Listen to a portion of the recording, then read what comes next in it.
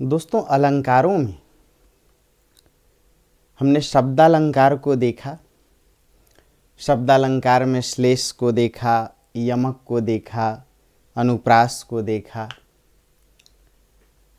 शब्दालंकारों में ही वक्रोक्ति की भी चर्चा की जाती है।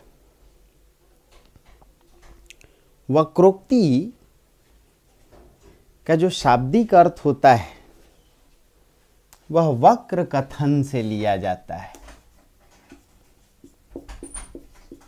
वक्रोक्ति का शाब्दिक अर्थ वक्र कथन से लिया जाता है और इसे ही वचन वक्रता भी कह दिया जाता है। बात को टेढ़ी मेढ़ी शैली में कहने की कोशिश। वास्तव में अलंकार में यही वक्रोक्ति है और कथन की यही शैली वचन वक्रता है। सूरदास की जब रचना को आप पढ़िएगा तो सूरदास की रचना में वचन वक्रता है, वाग विदग्धता है। यह माना गया कि आचार्य कुंतक से वक्रोक्ति अलंकार और वक्रोक्ति शैली अधिक प्रभावित हुई या फैली। तो वक्रोक्ति अलंकार या वक्रोक्ति शैली को प्रभावशाली बनाने में, इसे स्थापित करने में आचार्य कुंतक का योगदान था। दोस्तों, यह वक्रोक्ति शैली है क्या? जब कोई बात घुमा फिरा करके कही जाए, किसी को कहना हो कि तुम एक नंबर के अभागे हो और उसकी जगह आप उसे कह रहे हैं कि तुम बहुत बड़भागी हो, तुम सौभाग्यशाली हो, तो वास्तव में यही वक्रोक्ति शैली है। जैसे गोपियां उद्धव जी को कहती हैं, उद्धव तुम हो अति बड़भागी। उद्धव तुम हो अति बड़भागी। अब वास्तव में गोपियां कहना चाह रही थीं कि हे उद्धव जी, तुमसे बड़ा दुर्भाग्यशाली व्यक्ति, तुमसे अधिक अभागा इस संसार में कोई नहीं होगा। क्योंकि पुरैन पात रहत जल बिच बिंदु एक न लागी। तुम कृष्ण रूपी प्रेम के महासागर में रहकर भी प्रेम की एक बूंद को नहीं चख पाए, इसलिए भला तुमसे अधिक अभागा कौन होगा। लेकिन फिर भी गोपियां उद्धव को बड़भागी कहती हैं। जैसे यही गोपियां शहरी लोगों के विषय में देखिए क्या कहती हैं। कहती हैं, मधुबन सब अति धर्मज्ञ,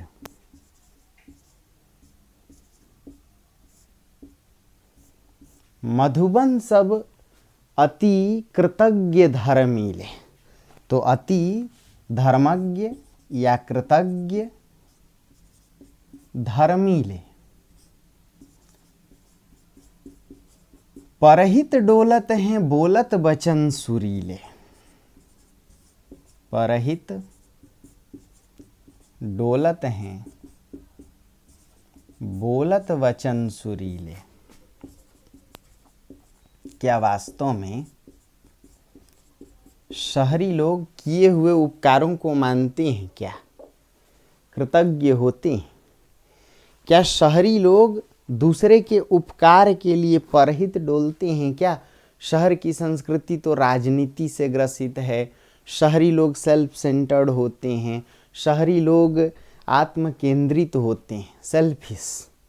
भला क्या वो उपकार करेंगे किसी पर? भला वो क्या किसी के उपकारों को ना तो स्वीकार करते हैं, ना किसी के प्रति उपकार का भाव रखते हैं। तो भी गोपियां कहती हैं, मधुबन सब अति कृतज्ञ धर्मीले। ये शहरी लोग उपकारों को मानने वाले भी होते हैं और धर्मपरायण भी होते हैं, यानी उपकार करने वाले भी होते हैं। परोपकार के लिए ही ये घूमते हैं और मीठे वचन बोलते हैं। एक बात तो तय है कि शहरी लोग मीठे वचन बोलते हैं, लेकिन उनका जो उद्देश्य है वह कहीं से भी दूसरे को धोखा देने का ही होता है। मुंह में राम बगल में छुरी, मीठी बोली बोल करके दूसरे को ठगने का। तो जो वक्रोक्ति है, वक्र कथन है, यही वचन वक्रता है। अब यदि आप इसे दूसरे रूप में देखें तो सूरदास के विषय में आचार्य शुक्ल एक बात लिखते हैं कि सूरदास में जितनी सहृदयता और भावुकता है, उतनी ही मात्रा में वचन वक्रता और वाग विदग्धता है। वचन वक्रता का अर्थ हो, कुल मिलाकर एक बात हम लोग समझ पाए कि जो शब्दालंकार है वह शब्दों में चमत्कार उत्पन्न करने के लिए आता है। यानी शब्दालंकार का अर्थ ही होता है जहां शब्द के माध्यम से चमत्कार उत्पन्न हो। आइए दोस्तों, अर्थालंकार को जानने की कोशिश करें कि अर्थालंकार क्या है, इसका क्या उपयोग है और अर्थालंकार के मुख्य कौन कौन से भेद हैं। अर्थालंकार में सबसे महत्वपूर्ण माना जाता है उपमा अलंकार को। किसे महत्वपूर्ण माना जाता है? उपमा अलंकार को।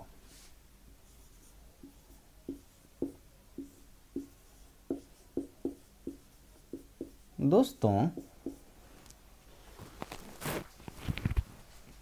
उपमा शब्द उप और मा से बना है। उप का अर्थ होता है निकट और मा का अर्थ होता है तुलना। ये तुलना जो है समता दर्शाने के लिए, दो चीजों में समता दर्शाने के लिए उपमा दी जाती है। इसीलिए उपमा को सादृश्य मूलक अलंकार में रखते हैं। सदृश, समता दर्शाना दो वस्तुओं में।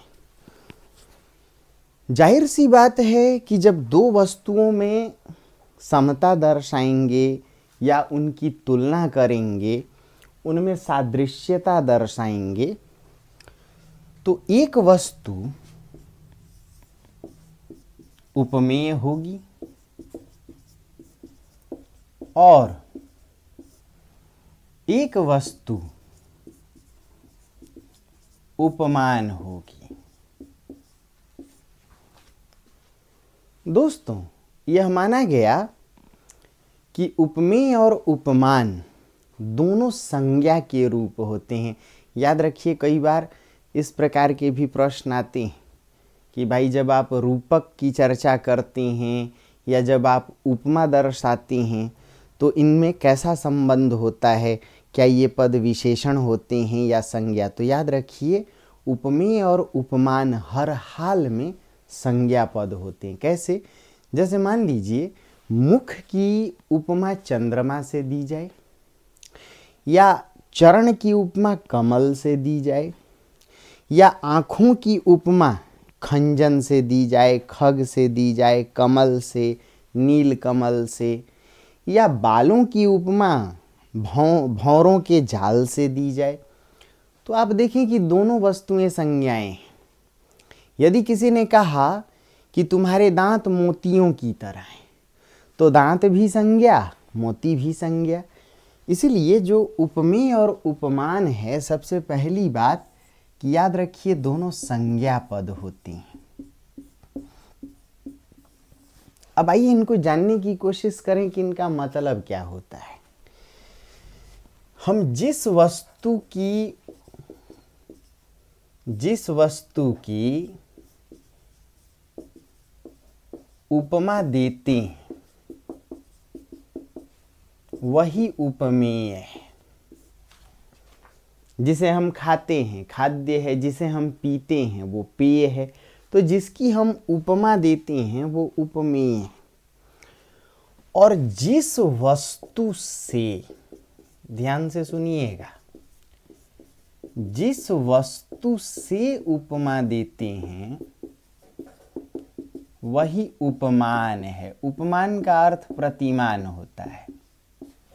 कैसे भाई? ऊंचाई का कोई प्रतिमान होगा जैसे पर्वत पहाड़, गहराई का कोई प्रतिमान होगा जैसे सागर, विशालता या फैलाव का कोई प्रतिमान होगा जैसे आकाश, कोमलता का कोई प्रतिमान होगा जैसे मोम, जैसे कांच, जैसे चूड़ी।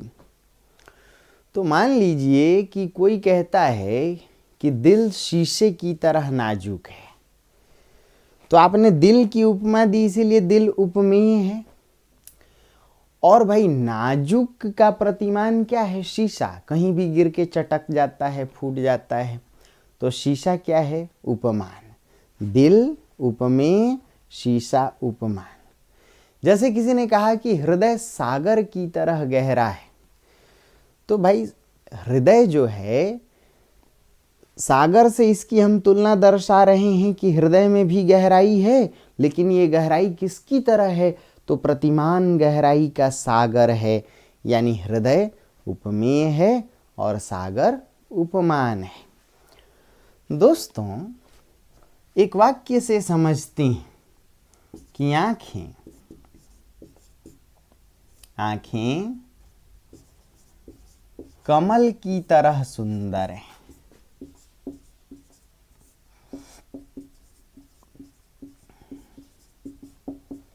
अब समझिए कि किसकी हम चर्चा कर रहे हैं, किसकी उपमा दे रहे हैं? आंखों की। तो आंख ही उपमेय है। और दोस्तों, किस वस्तु से ये उपमा दे रहे हैं? कमल से, यानी सौंदर्य का प्रतिमान क्या है? कमल। तो कमल उपमान होगा। अगर उपमेय उपमान समझ में आया हो तो अच्छी बात, अन्यथा एक बार और सुनिए। हम जिस वस्तु की चर्चा करते हैं वही उपमेय है, जिस वस्तु से तुलना दर्शाते हैं वही उपमान है। जैसे दांत मोती की तरह चमकदार हैं, तो किस वस्तु की चर्चा की हमने? दांतों की। चर्चा या दांतों का सौंदर्य दर्शाने के लिए किससे तुलना की? मोती से। तो दांत उपमेय, मोती उपमान। अरे हाँ या ना? बाल भौरों के जाल की तरह हैं, केश। तो भाई किस चीज की चर्चा कर रहे हैं हम लोग? केशों की, बालों की। और किससे उपमान क्या है काले रंग का? तो भौरा। अब आप समझिए कि भौरा यदि उपमान है तो बाल उपमेय है। जैसे किसी ने कहा कि उनका हृदय शीशे की तरह पारदर्शी है। अब मान लीजिए कोई व्यक्ति बिल्कुल छली कपटी ना हो, छल कपट उसके हृदय में ना हो, तो उसका हृदय क्या है? पारदर्शी है, उसका हृदय उदार है। तो उपमेय क्या होगा? हृदय। और किस वस्तु से हम चर्चा कर रहे हैं? प्रतिमान क्या है पारदर्शिता का? तो शीशा। तो हृदय शीशे की तरह, दर्पण की तरह पारदर्शी है, यानी दर्पण या शीशा उपमान, हृदय उपमेय। दोस्तों,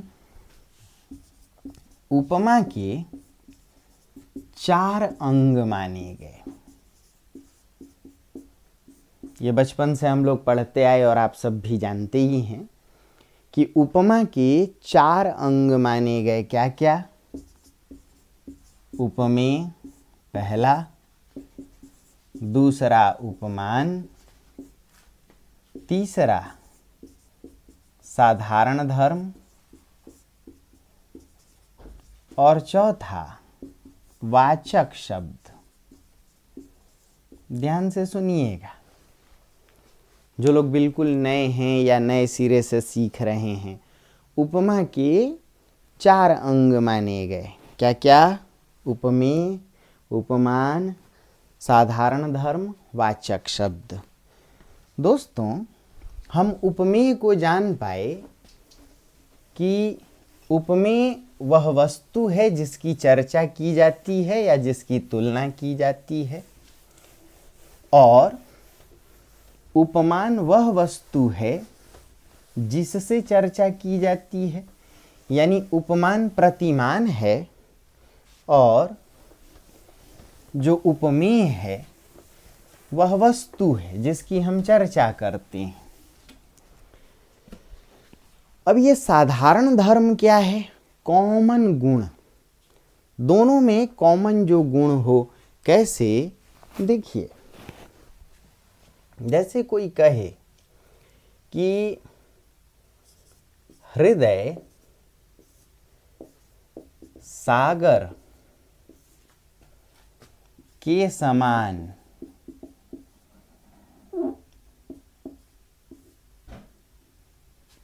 गहरा है।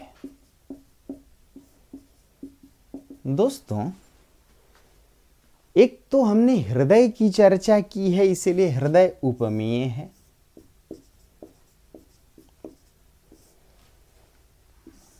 गहराई का जो प्रतिमान है वो सागर है, इसीलिए सागर उपमान है। दोनों वस्तुओं का एक गुण है, एक सामान्य गुण है या एक साधारण धर्म है दोनों में, कि दोनों गहरे हैं। हृदय भी गहरा है, सागर भी गहरा है। तो गहरा ही साधारण धर्म है।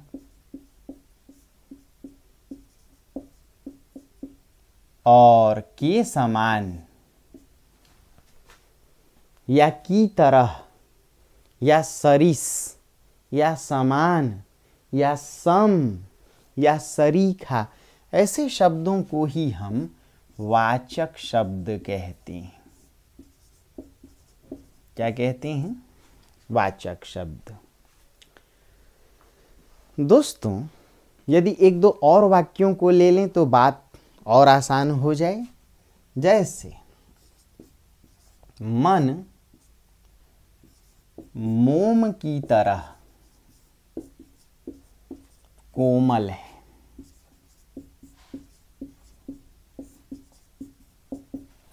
भाई, या मान लीजिए हृदय पाषाण की तरह कठोर है। मान लीजिए कि कोई ऐसा व्यक्ति है जिसका हृदय बहुत ही कोमल है, तुरंत द्रवित हो जाता है, तो कहेंगे कि उसका मन और मोम दोनों में एक ही सामान्य धर्म है, साधारण धर्म है, कोमलता। तो कोमलता साधारण धर्म, मन उपमेय, मोम उपमान, की तरह वाचक शब्द। की तरह क्या होगा? वाचक शब्द। कोमल साधारण धर्म। अब जरा सोचिए, प्रतिमान को ही उपमान कहते हैं, किसी चीज का पैमाना, मापक। कठोरता का प्रतिमान क्या होता है? पाषाण। भाई, पाषाण पत्थर नहीं पिघलता जल्दी। तो किसी का हृदय द्रवित ना हो, पिघले नहीं, संवेदनशील ना हो, बिल्कुल पत्थर की तरह जड़ हो, तो कहेंगे कि हृदय यानी उपमेय, पाषाण यानी उपमान। दोनों में कॉमन गुण क्या होता है? कठोरता। तो साधारण धर्म। और की तरह वाचक शब्द। की तरह क्या होगा दोस्तों? वाचक शब्द। दोस्तों, इसीलिए उपमा अलंकार के मूलतः दो भेद किए गए, किंतु और भी उसके कई भेद किए गए। जैसे आपने पूर्णोपमा, लुप्तोपमा ये तो सुना होगा, लेकिन और भी उसके कुछ भेद हैं, जैसे मालोपमा, जैसे रसनोपमा, जैसे अन्वय, जैसे प्रतीप। आइए इनको एक एक करके समझें, क्योंकि कई बार इनसे फैक्चुअल प्रश्न आते हैं। तो दोस्तों, उपमा अलंकार के कितने अंग होते हैं? 4। पूछा जा सकता उपमा अलंकार के कितने अंग या अवयव होते हैं? 4। करेक्ट है दोस्तों। अब यदि उपमा के 4 अंग हैं और इस आधार पर उपमा के भेदों की बात की जाए तो आपसे पूछा जा सकता है कि यह बताएं कि उपमा के क्या क्या भेद हो सकते हैं, उन्हें आप किस रूप में उद्घाटित करेंगे।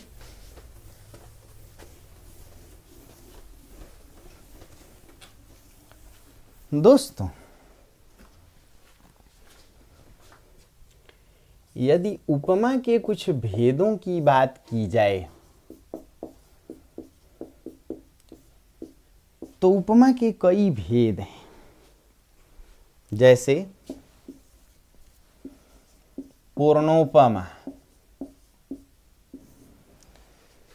पूर्ण उपमा का अर्थ होता है जिसमें उपमा के चारों अंग हों, यानी उपमेय भी हो, उपमान भी हो, साधारण धर्म भी हो और वाचक शब्द भी हो। कैसे? आइए इसको वाक्य से सीखते हैं, बाद में कविता से देखेंगे। जैसे किसी ने कहा कि शरीर दूध की तरह धवल है। भाई, धवल यानी गोरा, तो शरीर गोरा है किसकी तरह? दूध की तरह। एक चीज तो समझने लायक है कि जो गोराई है या जो धवलता है उसका प्रतिमान क्या है? दूध। तो दूध होगा दोस्तों उपमान, शरीर होगा उपमेय, जो की तरह है वो वाचक शब्द, और जो धवलता है वो साधारण धर्म।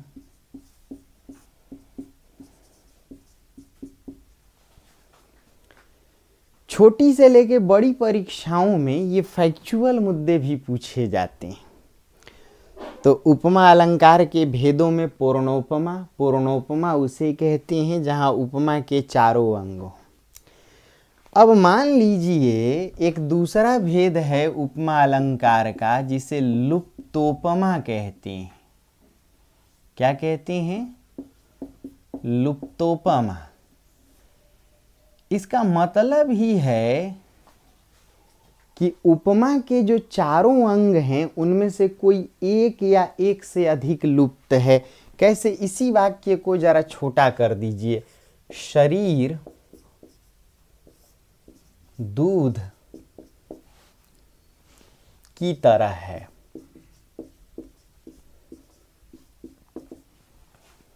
जरा गौर कीजिए तो इसमें कौन सा अंग गायब है? तो शरीर दूध की तरह है, क्या गायब है? धवल। इसमें साधारण धर्म नहीं है। इसमें क्या नहीं है दोस्तों?